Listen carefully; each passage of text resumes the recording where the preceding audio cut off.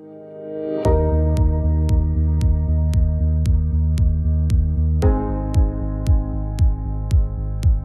up in our top insurance decisions of all time is the Penford case. In the Penford case, the insurance broker killed a claim. Insurance broker there was doing a number of things that they shouldn't have done, and it completely killed the claim after years of litigation. Now, this case is one of these unfortunate cases, but we're highlighting it because it's something that can be prevented. Penford Corporation versus National Union Fire Insurance Company of Pittsburgh, PA. Citation 642, Fed 3rd, 497, 8th Circuit, 2011. So, recent case in the 8th Circuit of the federal court system, and it's a situation where it's a property insurance case, but it highlights some of the problems in the insurance industry that can get a policyholder into a lot of trouble. So here's what happened.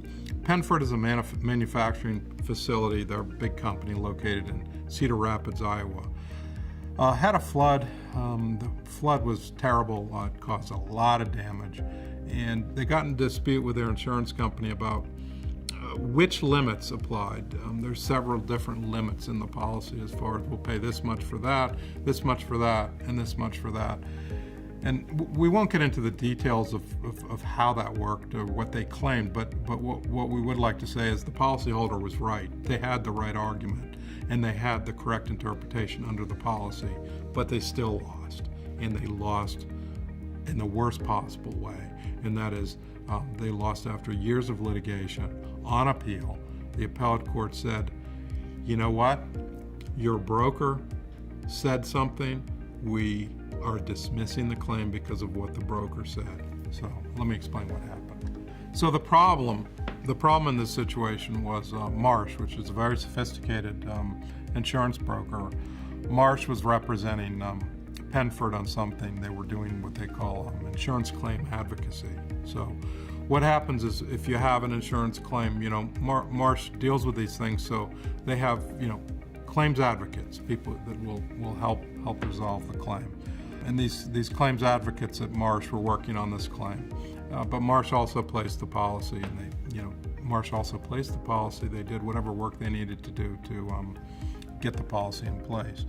What happened here is the insurance company did what any insurance company would first do, and that's they depose the broker.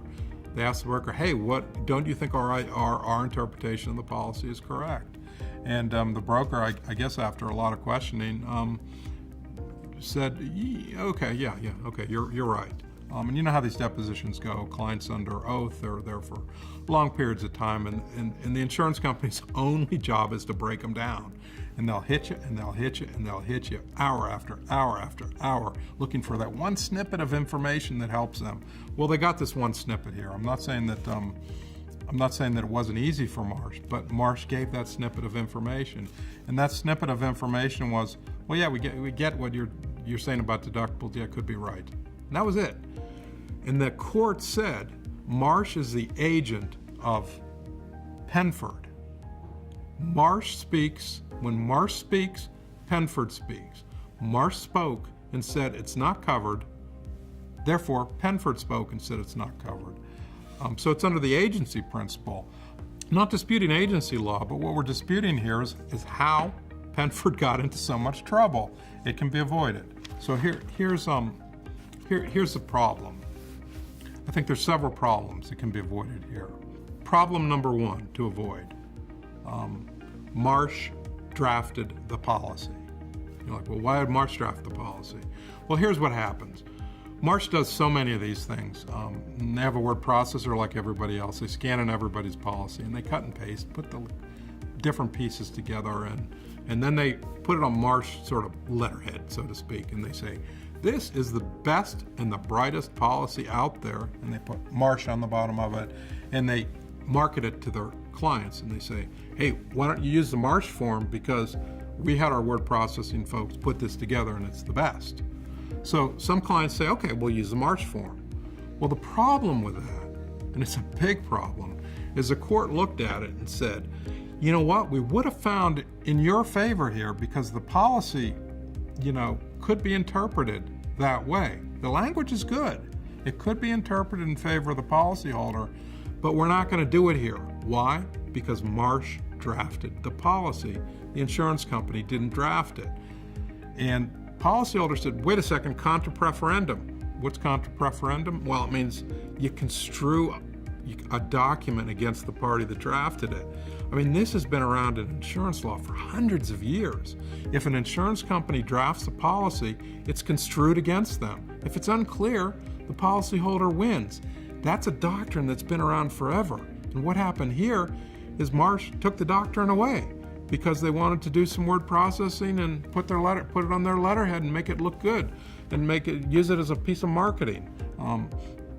It doesn't matter that the insurance companies drafted the language. The fact they did draft the language. What happened was Marsh put it on their paper and it looked like a Marsh policy. So that gave the court the opportunity to say, no contra preferendum. Marsh drafted this. Marsh is your agent, i.e., you, the policyholder, drafted this policy. So that's the problem. The court didn't apply contra preferendum. We get it. But the lesson here is don't accept a policy from Marsh or any other broker. And Marsh is not the only broker that's doing this. Most of the big brokers like to put it on their letterhead and then give it to the clients and say, hey, this is the best and the brightest. It may be a good policy. We're not saying that.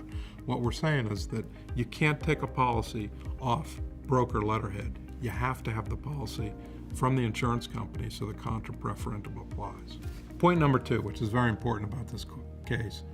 The case got messed up because Marsh accepted insurance industry custom and practice. And you can read the case and you can see the quotes. I think there's a point in there where the insurance adjuster says, this is insurance industry 101 practices, something to that effect. He says, this is just what we do. This is how we do it. Everybody knows this is how we do it. So that's custom and practice. Didn't mean the policy said it. It just meant this is how we do it. So what did Marsh say under oath? Marsh said, yeah, that's pretty much how they do it. And do you disagree with it? Well, not so much. Not really. So that was what got him in trouble. Marsh adopted the industry custom and practice as the truth. They should not have done that because it's not the truth. It's all in how it's looked at. Yes, it's true that that's what the insurance companies do, but it's not true that that's what the policy means. And there's a big distinction between those two things.